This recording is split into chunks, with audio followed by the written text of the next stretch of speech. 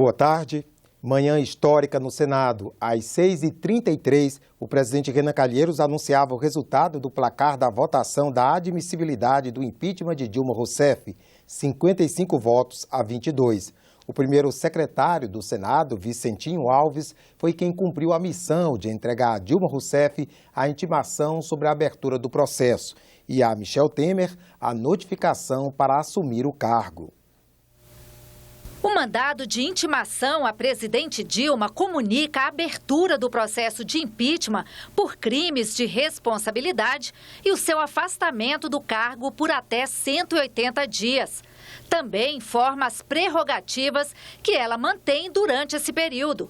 Entre elas, o direito de usar o Palácio da Alvorada como residência oficial, ter segurança pessoal, assistência à saúde, remuneração e ainda a equipe de gabinete pessoal. O senador Vicentinho disse que a presidente estava tranquila. Não vi alegre, mas não vi triste. Vi ela tranquila, né? Já estava, inclusive, aguardando a nossa chegada. Após receber a intimação, Dilma, cercada por ministros e parlamentares, fez uma declaração à imprensa. Não cometi crime de responsabilidade. Não há razão para um processo de impeachment. Não tenho contas no exterior. Nunca recebi propinas. Jamais compactuei com a corrupção. Do Palácio do Planalto, o primeiro secretário do Senado foi ao Palácio do Jaburu, residência do vice-presidente da República.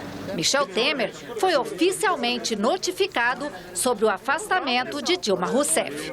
A partir da notificação, o vice Michel Temer assume interinamente a presidência da República. Ainda na tarde desta quinta-feira, ele deverá fazer um pronunciamento e dar posse aos novos ministros.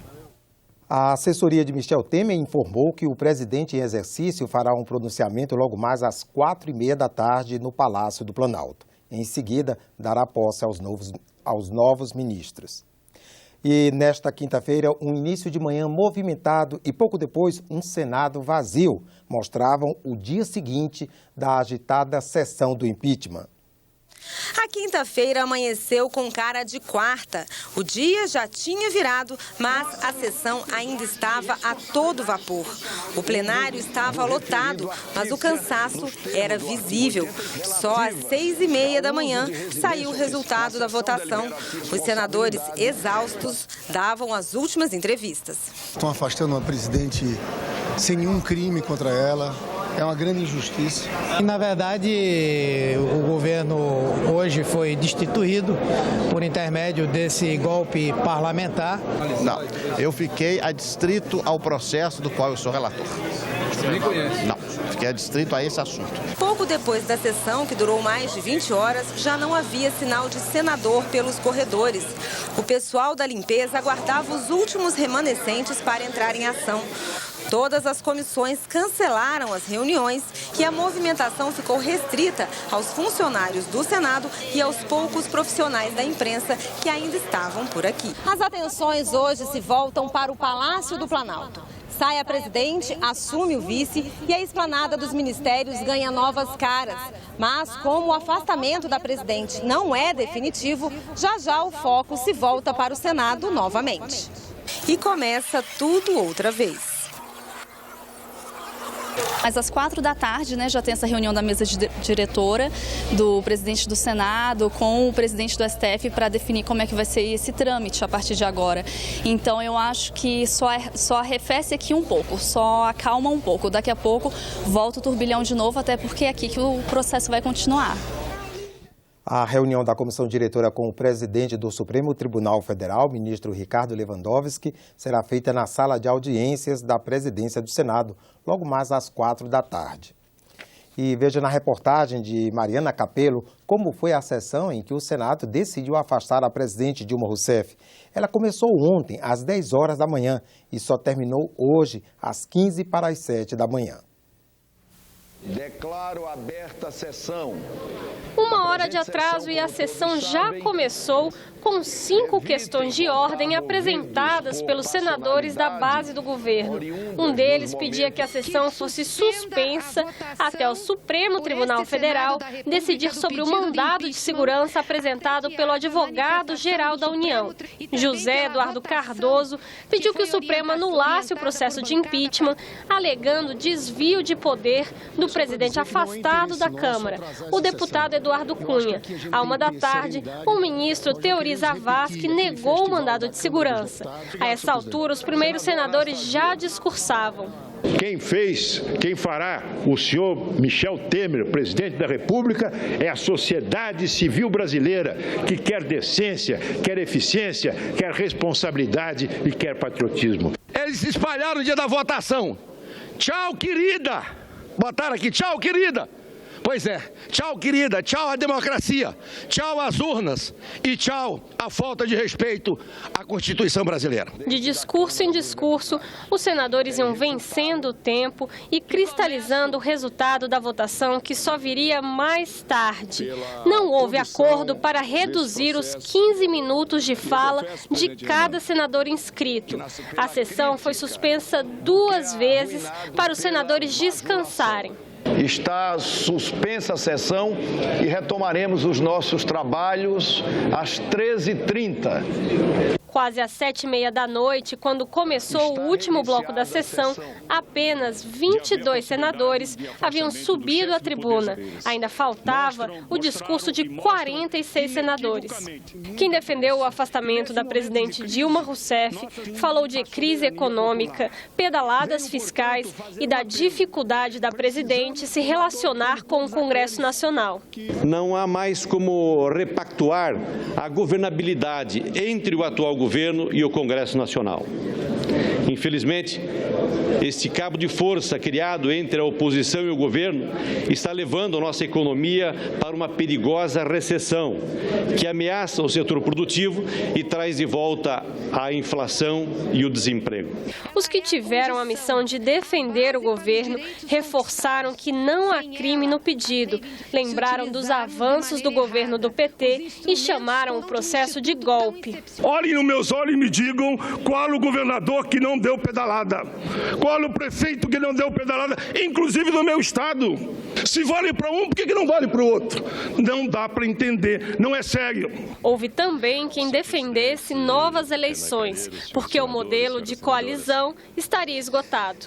Os responsáveis pela situação atual, ou seja, a presidente Dilma e o vice-presidente Temer, o PT e o PMDB, deveriam reconhecer que fracassaram e apoiar novas eleições. Os senadores também falaram dos planos de recuperação econômica já divulgados pela equipe de Temer. A primeira exigência que o PSDB fez no documento apresentado ao vice-presidente da República é que nós possamos cortar ministérios, reduzir drasticamente o número de cargos comissionados, diminuir o tamanho desse Estado pesado, perdulário, incapaz de servir com um mínimo de qualidade à população e introduzir meritocracia. Eles querem, nessa crise, jogar a conta para ser paga pelos mais pobres e pelos trabalhadores. Ah, Paulo Scaff da Fiesp, CPMF, não! Você tem que mexer o quê? Nos benefícios previdenciários, na política de valorização do salário mínimo. E está aqui a ponte para o futuro. Armando Monteiro, que era ministro do Desenvolvimento de Dilma Rousseff, voltou ao Senado para votar e lembrou que o Congresso colaborou para a crise econômica. Eu destacaria, por exemplo, a pauta-bomba, que ficou caracterizada como tal e que obrigou o governo da presidente Dilma a vetar uma série de projetos que foram aprovados no Congresso Nacional. Já eram quase 6 horas da manhã quando chegou a vez do senador Anastasia defender o parecer que pediu o prosseguimento do processo. O advogado-geral da União, José Eduardo Cardoso, acompanhou o discurso do senador mineiro, sentado ao lado do presidente do Senado. Na sua vez de ir à tribuna, José Eduardo Cardoso voltou a defender que não havia crime para afastar a presidente Dilma Rousseff e que ela estaria passando por um julgamento puramente político. Quando o advogado-geral da União terminou o discurso, o plenário já estava lotado. 78 senadores esperavam para votar. O presidente Renan abriu a votação e, em 2 minutos, estava definido o destino da presidente Dilma Rousseff. O parecer foi aprovado. 55 senadores votaram a favor da admissibilidade do processo de afastamento da presidente Dilma Rousseff. 22 senadores foram contra. Com esse resultado, está oficialmente aberto o processo de impeachment. Em busca de informações ou mesmo para acompanhar a sessão do plenário do Senado, que examinou e votou a abertura do processo de impedimento da presidente Dilma Rousseff, muitos cidadãos acessaram a página da TV Senado na internet. Foram mais de 5.500.000 acessos só na quarta-feira. Lembrando ainda que, além da própria página da TV na internet, muitos preferiram acompanhar a sessão pelo canal da TV Senado no YouTube. Internautas carregaram a transmissão pelo YouTube mais de 2 milhões de vezes. Um pouco antes da votação, o presidente Renan Calheiros se pronunciou, destacando o trabalho institucional do Senado em todo esse processo, o respeito à legalidade e a observância da isenção e equilíbrio. Este Senado da República, uma das mais antigas instituições brasileiras, se pautou neste processo pela isenção, pelo equilíbrio e responsabilidade que as circunstâncias impõem. Ouvimos partes que defendem interesses contrários e caberá, como sabe o povo brasileiro, a esse colegiado a palavra final.